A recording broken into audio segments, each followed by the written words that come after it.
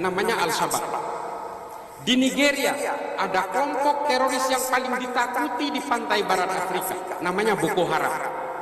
Di Afrika Tengah ada kelompok teroris yang paling ditakuti bernama Seleka.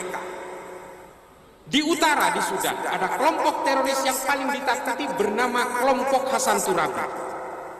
Di Pakistan ada kelompok, saya sudah juga di Pakistan ada kelompok teror bernama Laskar At-Taiba. Di Thailand Selatan ada kelompok separatis kemerdekaan Thailand Selatan.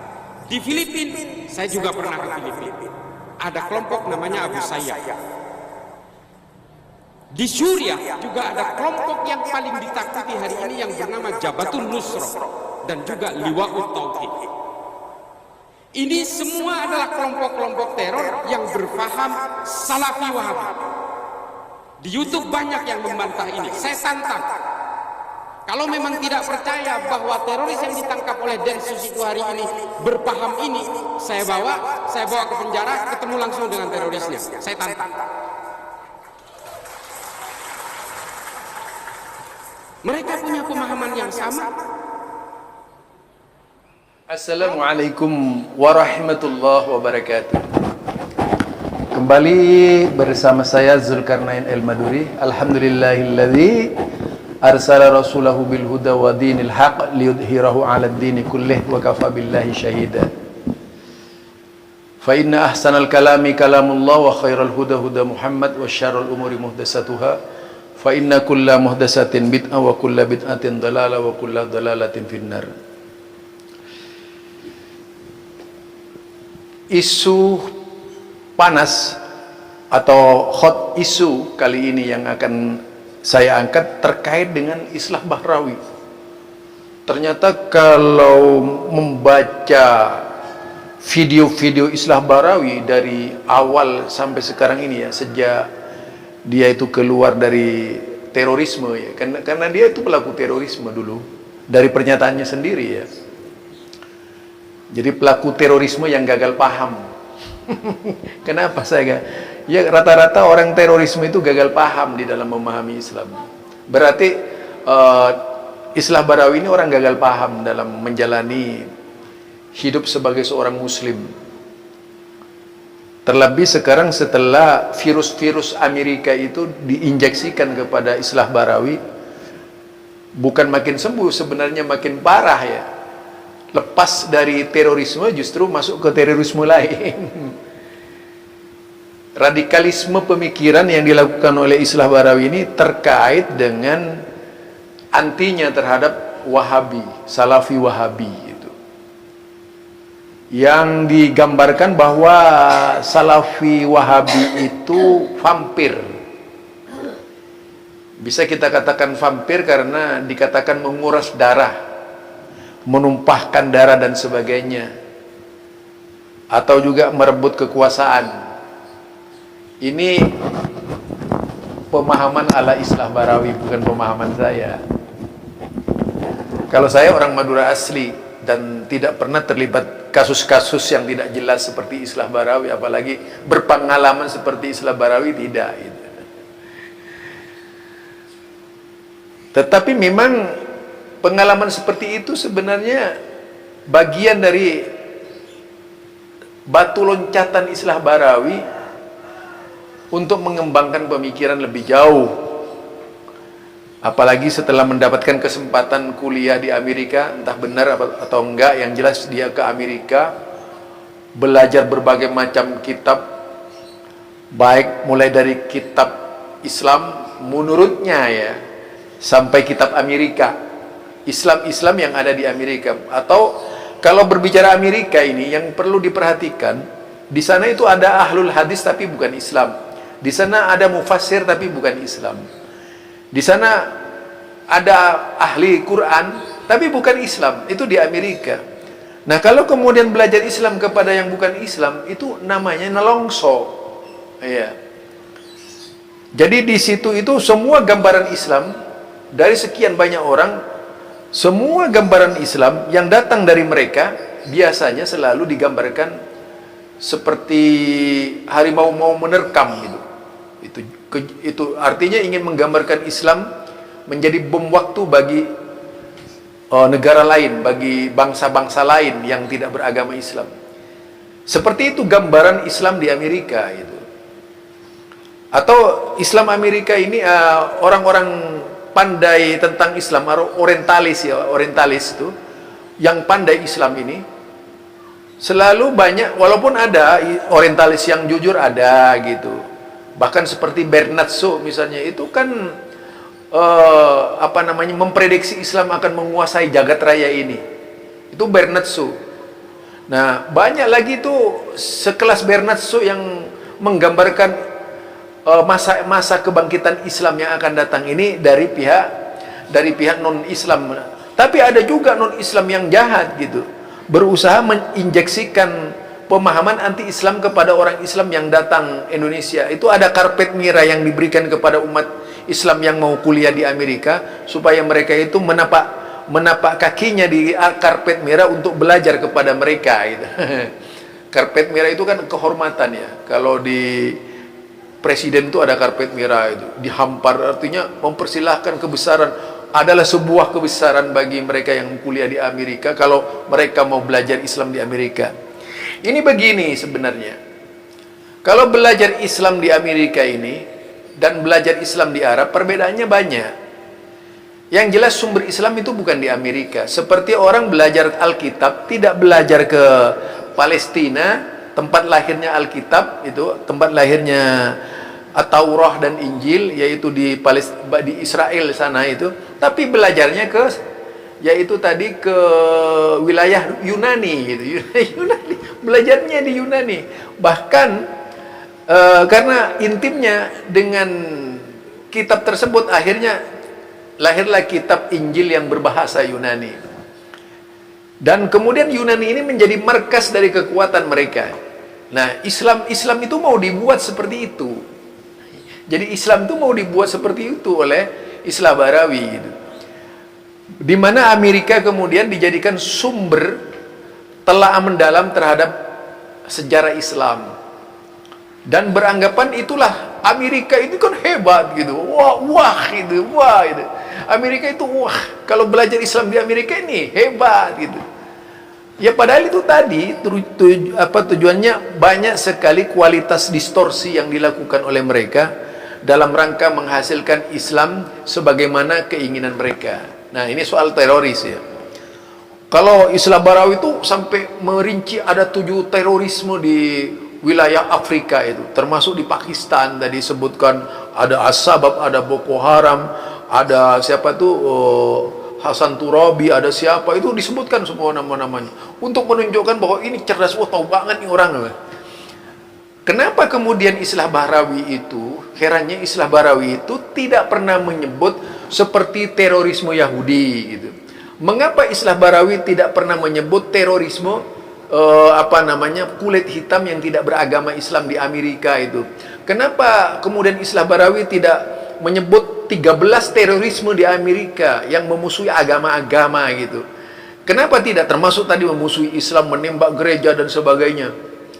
Jadi salah Islah Bahrawi itu. Kenapa? Memfokuskan kepada Islam.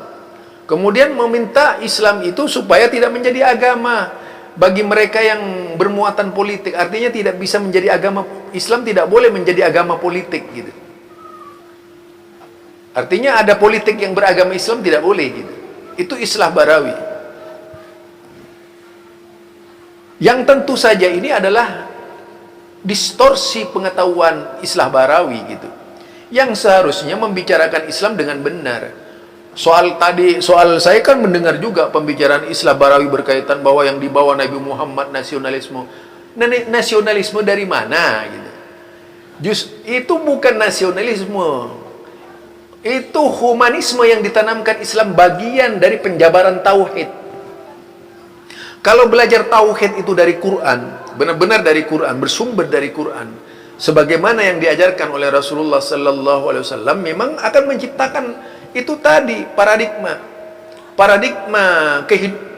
Islam yang benar-benar menurut kacamata Rasulullah tadi itu.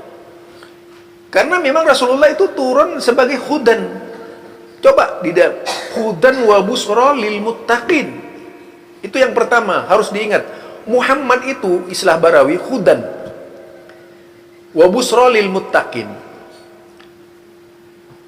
Kemudian di situ ada wal furqan juga. Linnas, hudan linnas wa bayyinatin minal huda. Ada juga bayyinah minal huda, bayan. Bayan yang bayan yang menerangkan tentang petunjuk-petunjuk tersebut yang mungkin disebut itu hadis. Kemudian wal furqan, pembeda gitu. Kemudian bagaimana sikapnya terhadap orang-orang luar Islam di Madinah? Oh, itu buktinya Nabi Muhammad. Oh, itu biasa. Di dalam Islam itu kan ada kafir zimmi, kafir yang dilindungi. Tentu saja sikap Rasulullah Sallallahu Alaihi Wasallam pada waktu awalnya itu dalam rangka memuluskan. Tidak akan muncul seorang Rasul pada waktu itu. Namanya saja Rasul. Kok dibawa lari secara logika kepada pemahaman nasionalisme? Dari mana jalannya gitu itu? Itu nggak nyambung gitu. Hanya orang gila yang bisa memahami seperti itu menurut saya itu. Jadi kalau istilah Barawi menyebut Nabi Muhammad sallallahu alaihi wasallam itu ya, menyebut Nabi Muhammad sallallahu alaihi wasallam membawa ada nilai kebangsaan, itu tidak sampai menggambarkan siapa tadi itu. Nanti saya khusus tuh membicarakan berkaitan dengan hadis Nabi Muhammad dilemparin kotoran-kotoran, kemudian hadis Muhammad dilimpar, dicaci maki itu. Kemudian pengemis yang mencaci maki yang dikasih makan. Istilah Barawi kan bukan ulama hadis, dia tidak ngerti hadis, awam tentang hadis itu menurut saya, dan tidak mungkin tahu kedudukan hadis itu. Tapi itu nanti saya bicarakan berkaitan dengan pengemis Yahudi dan melempar itu dari sisi tinjauan perspektif ilmu hadis. Dari sono kenapa tidak banyak umat Islam membicarakan itu? Wong cerita palsu seperti itu misalnya. Ini satu contoh. Maka terkait dengan terorisme, khusus membicarakan terorisme,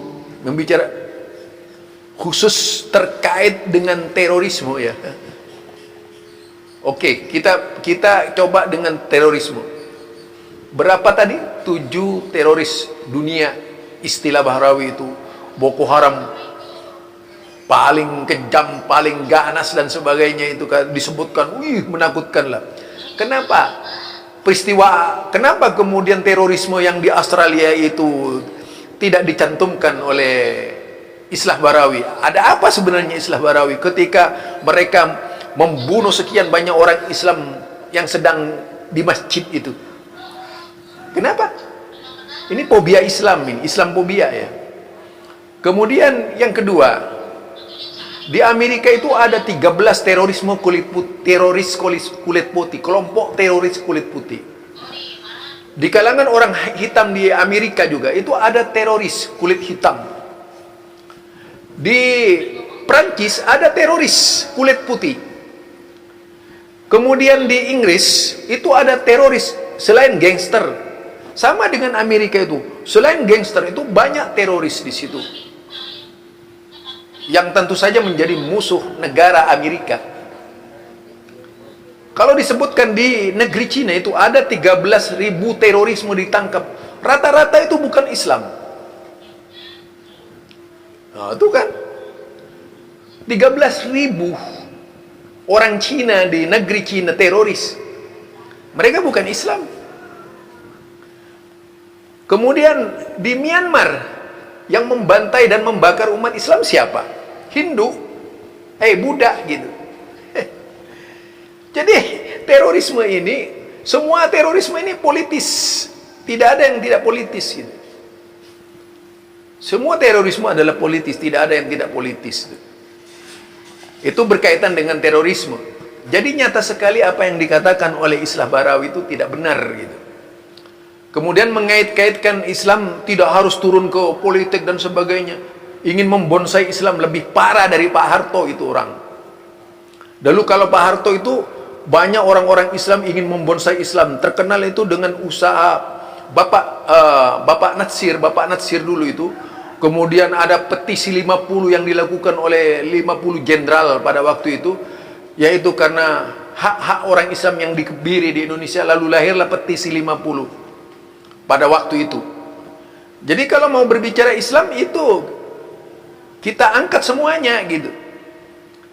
Nah, sebenarnya siapa yang kejam gitu? Kenapa ketika ada sikapnya LB Murdani di Tanjung Priok dan sebagainya pada waktu itu gimana gitu? Nah, di dalam negara seperti Indonesia itu banyak sekali peristiwa-peristiwa mengiringi kemerdekaan. Itu mengiringi kemerdekaan. Mereka banyak sekali itu. Baik dari Islam ataupun dari bukan Islam. Kita jujur aja gitu. Fair-fairan aja gitu. Kemudian di zamannya di Pakistan itu negeri Islam yang usianya hampir sama dengan Indonesia ya. Hampir sama dengan Indonesia. Tapi bagaimana dengan Pakistan sampai sekarang? Tetap Republik Islam Iran. Identitas itu. Dan kita lihat juga negeri Syiah yang menamakan dirinya Republik Islam Iran itu, walaupun itu Syiah, jelas dia punya identitas Syiah yang pakai nama Islam. Identitas juga banyak negeri-negeri Islam yang sampai sekarang malah tetap saja subur. Kalau itu dijadikan satu tolak ukur, berarti bukan masalah identitasnya. Identitas itu penting. Manusia yang tidak punya identitas sudah pasti itu manusia yang tidak jelas dari mana datangnya. Jadi kalau kita tidak punya identitas, berarti kita tidak jelas dari mana datangnya kita itu. Negara yang tidak punya identitas itu bukan negara. Negara ini harus punya identitas. Negara Indonesia identitasnya apa gitu. Negara Pakistan identitasnya apa. Negara Australia identitasnya apa. Malaysia apa. Singapura apa. Punya identitas semua itu. Nah, perjuangan identitas ke identitas itu menjadi ideologi seluruh negara-negara di dunia, memperjuangkan identitas ideologis, yang ideologis gitu. Jadi jangan kemudian seolah-olah suara Islah Barawi ini adalah suara yang benar dan harus diikuti oleh banyak orang. Mendoktrin orang-orang yang tidak mengerti supaya mengikuti Islah Barawi. Ini kesalahan besar dari Islah Barawi. Bukan membuka pemikiran, membuka wacana dan sebagainya, justru menjejali umat Islam, menakut-nakuti umat Islam agar tidak berpolitik, persis di zaman Pak Harto itu.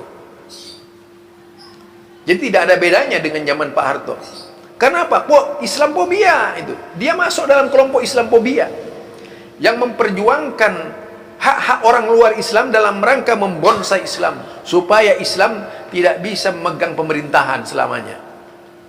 Dan tidak boleh ada politik Islam karena dikatakan tadi politik identitas. Oh, ada Anies apa? Sampai Anies pun itu masuk dalam konstruksi pemikiran saudara Islah Bahrawi itu. Ketika menanggapi Surya Paloh, kan lucu itu ya. Apa sebenarnya gitu? Sampai sejauh itu. Ini sudah bukan bicara Islam. Dia tidak mewakili Islam, Islah Bahrawi. Jadi dia tidak punya otoritas terhadap Islam. Kalau punya otoritas terhadap Islam, itu hanya Nabi. Boleh dia berbicara Islam, ya, menurut konsep dia, tapi jangan bawa-bawa negara ke dalam Islam itu sendiri, dalam pengertian bahwa pandangannya harus begini, seperti ini, salah yang begini. Itu keliru besar, menyalahkan orang yang seperti itu. Jadi ini dari saya, Zulkarnain El-Maduri, sama-sama Maduranya. Ya, kita kalau cuma mau bisa dagang obat di sekian banyak orang, karena saya tahu ya perilaku pedagang obat itu kalau di pasar itu pasti akan berbicara obatnya yang terbaik. Sebelumnya biasanya bicara sulap dan sebagainya, kemudian akhir-akhirnya ujung-ujungnya yang diangkat obat. Lah sekarang tiba-tiba apa? Aneh saudara. Kalau sekarang yang berbicara itu Islah Bahrawi, aneh orangnya. Apalagi kemudian dia menjadi seorang bagian tenaga ahli di pemerintahan ya, di Densus 88. Ya, tentu sajalah tidak bisa bijak dia sebagai seorang muslim berpikir tentang Islam. Nggak bisa bijak itu. Karena sudah pasti mewakili instansi terkait. Bagaimana orang seperti Islah Bahrawi bisa bebas? Nggak bisa bebas orang seperti itu. Jadi itu berkaitan dengan terorisme di dunia sudah saya paparkan semuanya. Kenapa kemudian fokus menteroriskan Islam yang Salafi Wahabi gitu? Saya tidak usah banyak-banyak. Saya insya Allah usia saya sudah 59 tahun. 59 tahun. Kalau dilihat perjalanan Salafi di Indonesia berkembang sejak tahun 80-an sampai sekarang ini. Tuh. Nah, di dalam perjalanannya ini tiba-tiba tahun 90 kemudian 95 ya. 95 apa? Kemudian ada tawaran, ada konsep-konsep tawaran ideologi dan sebagainya. Kalau kita lihat dari 89 sampai 2022, 80 itu merebaknya paham Salafi. 89 sudah mulai sampai 895 itu merebak. Pada awal-awalnya muncul ketersinggungan dari kelompok-kelompok Nusantara itu ketika seorang Lukman Ba'abdu, seorang Salafi, menulis sebuah buku Mereka Adalah Teroris gitu. Di dalamnya masuk itu berbagai macam tokoh-tokoh tertentu yang diklasifikasi sebagai teroris itu dari Salafi. Kemudian siapa namanya, Lukman Ba'abdu ini main surat menyurat dengan siapa namanya pada waktu itu yang mati ditembak itu, Imam Samudra kalau tidak salah. Imam Samudra menjawab, kami bukan teroris gitu. Kami bukan teroris. Nah, tahu siapa itu Lukman Ba'abdu?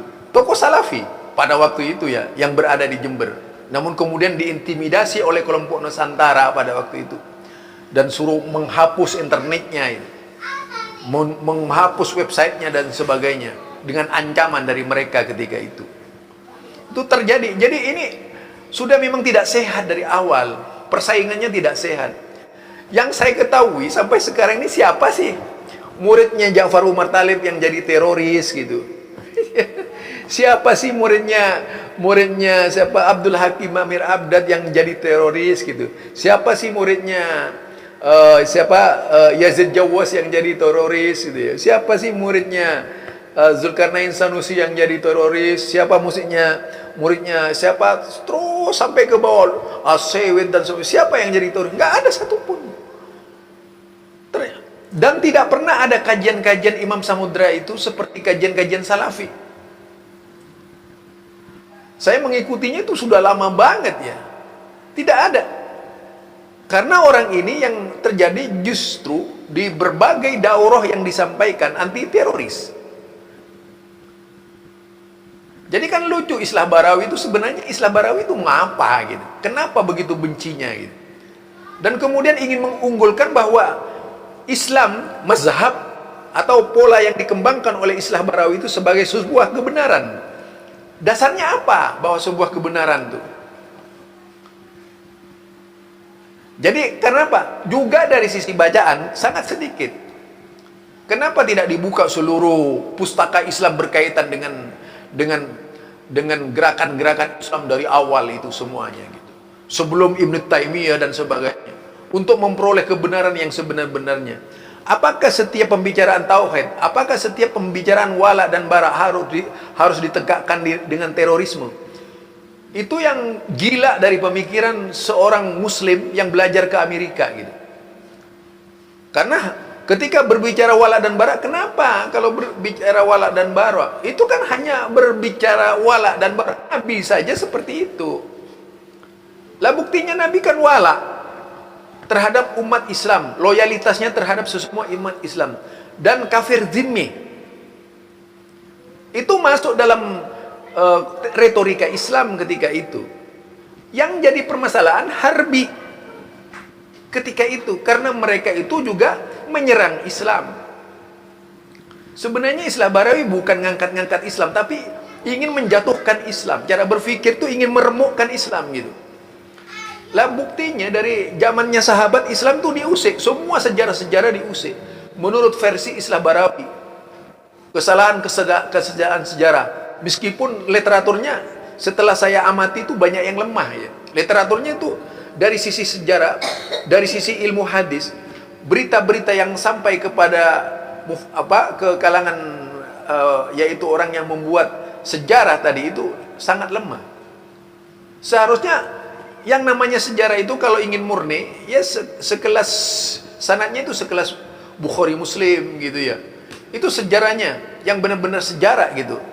Harus bebas dari berbagai unsur kelompok-kelompok dan kebencian ketika itu. Islah Barawi tidak mungkin sampai kepada sebuah penelitian siapa yang membawakan berita-berita itu misalnya. Berita berkaitan dengan sejarah ini siapa? Keterlibatan misalnya keterlibatan Rafidah sebagai rawi-rawi dari sebuah sejarah ada itu. Contohnya dalam Imam Bukhari Muslim saja tidak lepas dari rawi-rawi Rafidah yang berbahaya itu Rafidah. Kemudian dari rawi-rawi tadi apa kalangan-kalangan orang yang disebut dengan Harabi, yaitu teroris atau Khawarij. Itu ada juga dari kelompok teroris yang menjadi sanad hadis yang diterima oleh Bukhari Muslim. Kalau kita lihat dari sekian penilaian dari ulama hadis ini, memang perlu seleksi dalam ilmu hadis itu. Itu perlunya kita belajar. Jadi tidak hanya sekedar belajar apa isi sejarah ini, bagaimana sejarah ini begini, terbawalah kita oleh sejarah. Sejarah itu yang membawa aroma pemikiran Islah Barawi berubah gitu. Seharusnya lebih jauh belajar dan belajar sampai benar-benar mengerti benar sejarah, bukan hanya sekedar yang dibawa dari Amerika sebagai oleh-oleh ke Indonesia. Kalau mau berbicara sampai lebih jauh lagi berkaitan dengan ilmu, pelajari seluruh kitab sejarah yang ada di dalam pustaka Islam. Kalau perlu duduk saja di Turki, cari kitab-kitab sejarah itu bagaimana mempelajari Islam. Bukan ke Amerika. Amerika dibanggakan. Itu saja dari saya, Zulkarnain Al-Maduri. Subhanakallahumma wa bihamdika asyhadu an la ilaha illa anta astaghfiruka wa atubu ilaik. Assalamualaikum warahmatullahi wabarakatuh.